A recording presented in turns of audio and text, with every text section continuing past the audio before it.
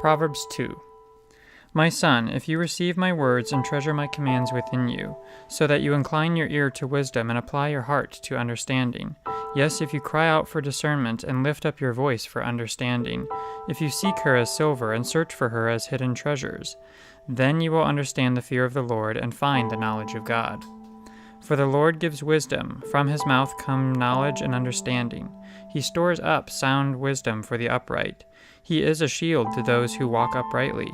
He guards the path of justice and preserves the ways of his saints. Then you will understand righteousness and justice, equity in every good path.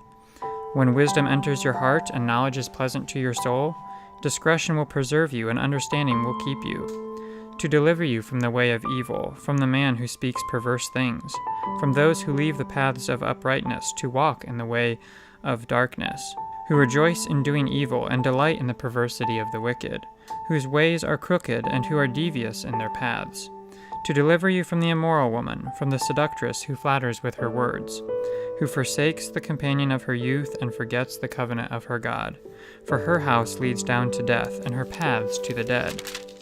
None who go to her return, nor do they regain the paths of life. So you may walk in the way of goodness, and keep to the paths of righteousness. For the upright will dwell in the land, and blameless will remain in it. But the wicked will be cut off from the earth, and the unfaithful will be uprooted from it. Verse 19, speaking about the immoral woman, says that none who go to her return, nor do they regain the paths of life.